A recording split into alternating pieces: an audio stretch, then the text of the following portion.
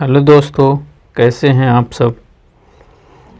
तो आज हम देखते हैं बाल विकास शास्त्र प्रैक्टिस सेट 5 मध्य प्रदेश शिक्षक पात्रता परीक्षा 2020 की है ना को फोकस करते हुए प्रैक्टिस सेट 5 लाया है। पिछले वीडियो में हमने 4 सेट प्रैक्टिस डाल दिए हैं और ये इस सेट का पहला प्रश्न है, शारीरिक विकास को प्रभावित करने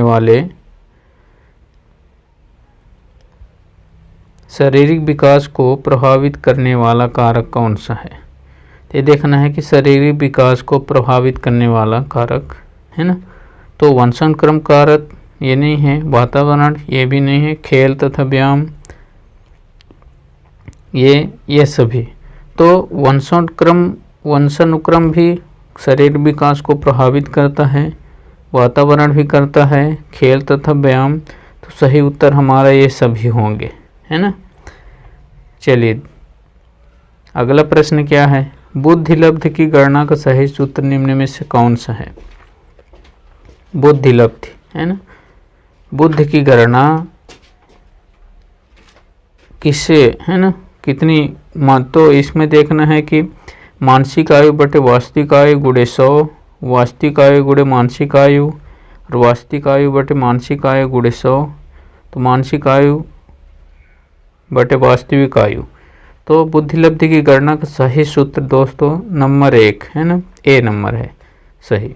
मानसिक आयु बटे वास्तविक आयु गुणे 100 है ना, सही उत्तर हमारा ए है। तो इसका सूत्र होता है MA बटे CA गुणे 100 है ना। अगला प्रश्न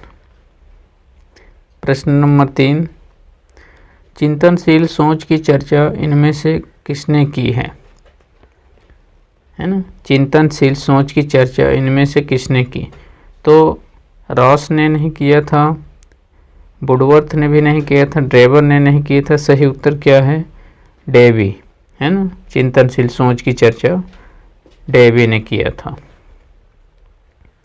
प्रश्न नंबर 4,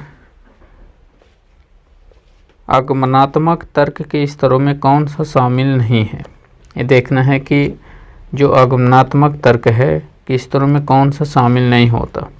अवलोकन ये नहीं है, प्रयोग भी नहीं है, सामान्यीकरण नहीं है, कल्पना है ना। ये कल्पना आगमनात्मक तर्क में शामिल नहीं होता। और अगर इसको एक प्रश्न और बनता है, नहीं को हटा दें तो आगमनात्मक तर्क के स्तरों में कौन सा शामिल है। तो अवलोकन शामिल है, प्रयोग शामिल है, सामान्यीकरण, ये तीनों क्या हैं, शामिल हैं और कल्पना शामिल नहीं है। अगला प्रश्न नंबर 5, सीखी गई बात को धारण करने और पुनः स्मरण करने में असफल होना कहलाता है। असफल होना है ना। तो सीखी गई बात को धारण करना अच्छी बात है, लेकिन पुनः याद करने में हम असमर्थ रहते हैं तो उसको क्या कहते हैं, विस्मरण, यानी भूलना। क्या कहते हैं, भूलना है ना, भूल जाते हैं तो उसको विस्मरण कहते हैं। प्रश्न नंबर 6, मूल प्रवृत्ति की एक प्रमुख विशेषता है जो पाई जाती है। कहाँ पाई जाती है, मूल प्रवृत्ति की जो एक विशेषता है जो पाई जाती है, केवल मनुष्यों में, केवल बिल्लियों तथा चूहों में, केवल कलाकारों में, तो सभी प्राणियों में तथा यह जन्मजात और प्राकृतिक होती है। मूल प्रवृत्तियाँ 14 प्रकार की होती है। मैकडूगल ने मूल प्रवृत्तियों को वर्गीकृत किया था और ये सभी प्राणियों में पाया जाता है ना। तो उत्तर हमारा सी सही होगा। प्रश्न नंबर 7, ब्रह्म आभास के आधार पर व्यक्तित्व का वर्णन कहा जाता है ना।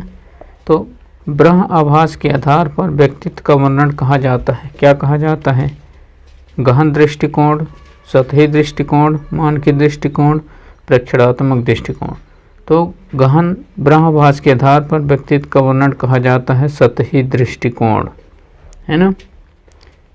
अगला प्रश्न नंबर 8, व्यक्तिगत भेद पाए जाते हैं है ना। व्यक्तिगत भेद पाए जाते हैं, कहाँ पाए जाते हैं? बुद्धि स्तर पर, ये नहीं है अभिवृत्ति में, गतिवाही योग्यता में, यह सभी तो कहाँ पाए जाते हैं? अभिवृत्ति में, है ना। सही आंसर बी है, अभिवृत्ति में व्यक्तिगत भेद पाए जाते हैं। प्रश्न नंबर 9, चिंतन प्रारंभ होने के लिए क्या आवश्यक है? तो चिंतन प्रारंभ होने के लिए क्या आवश्यक है? यहाँ ध्यान देना है, आवश्यक है ना। तो क्या आवश्यक है? भाषा, पूर्व अनुभव, तर्क, समस्या।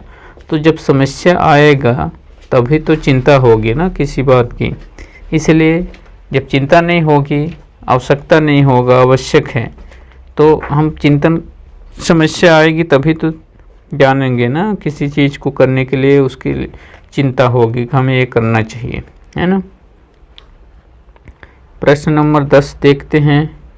बुद्धिलब्धि संप्रत्यय विकसित किया किसने? बीने ने किया, रीड ने, टर्मन ने, कैटल ने।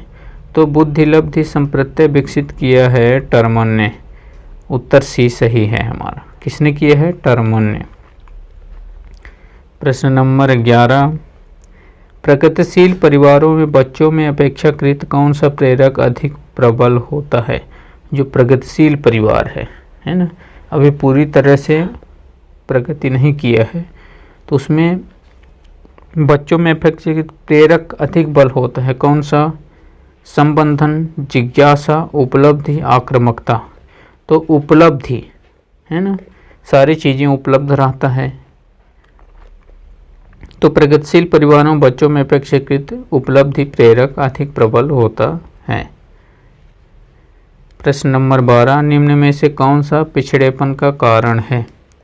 पिछड़ापन का कारण ये सभी हो सकते हैं। सामान्य बुद्धि का अभाव, शारीरिक दोष, विशिष्ट पिछड़ापन। तो उत्तर हमारा डी सही है ना, ये सभी होंगे। प्रश्न नंबर 13, व्यक्तित्व का पहला प्रकारात्मक वर्गीकरण प्रस्तुत किया। व्यक्तित्व का पहला प्रकारात्मक वर्गीकरण प्रस्तुत किया किसने? मन ने, ये नहीं है, शेल्डन ने, ये भी नहीं है, हिप्पोक्रेटस और कैटल। तो व्यक्तित्व का पहला प्रकारात्मक वर्गीकरण हिप्पोक्रेटस नामक वैज्ञानिक ने किया है।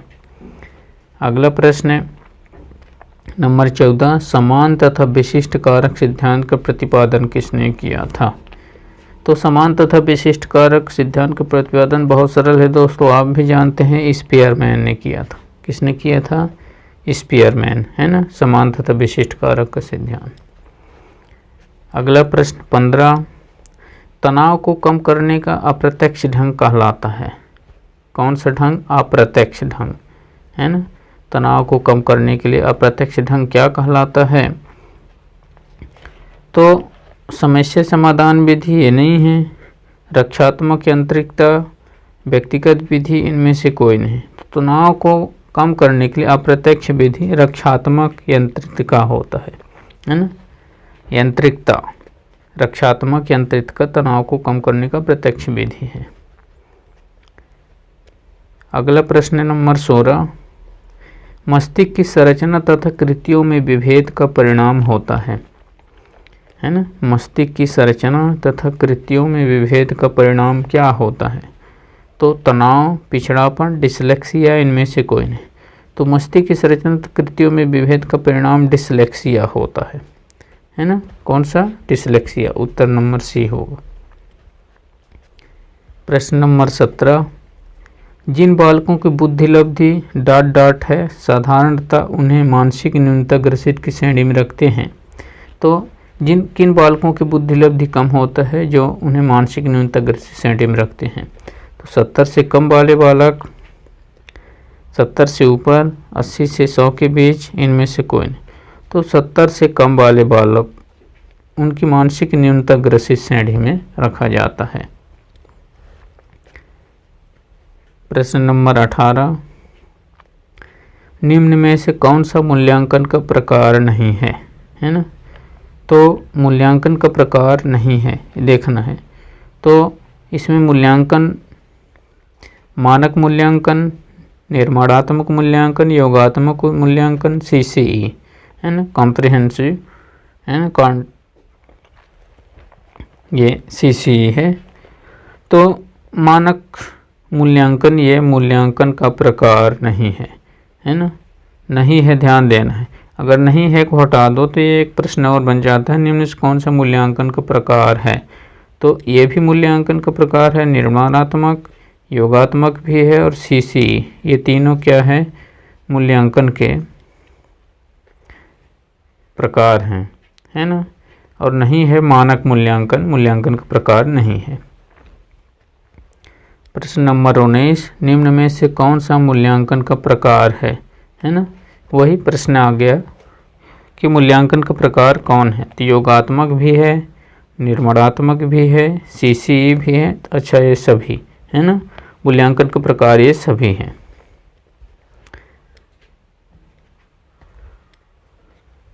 प्रश्न नंबर अंतिम है, ये लास्ट प्रश्न है दोस्तों, 20 नंबर, निम्न में से कौन सा पिछड़ेपन का कारण नहीं है ना, पिछड़ापन का कारण नहीं है।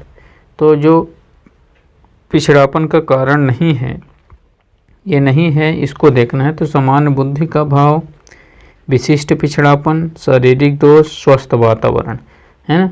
स्वस्थ वातावरण पिछड़ापन का कारण नहीं है। जहाँ वातावरण शांत रहे, अच्छा रहे, स्वच्छ रहे, सही रहे, तो वहाँ व्यक्ति विकसित हो सकता है, आगे बढ़ सकता है ना, और प्रगति कर सकता है। तो इसका एक प्रश्न और बन सकता है, निम्न में से कौन सा पिछड़ापन का कारण है ना। तो पिछड़ापन का कारण क्या है, समान बुद्धि का अभाव है, विशिष्ट पिछड़ापन है और शारीरिक दोष। ये क्या हैं, इनमें से व्यक्ति पिछड़ सकता है, पीछे हो सकता है ना। तो ये वीडियो देखने के लिए धन्यवाद। अगले वीडियो में हम फिर मिलेंगे।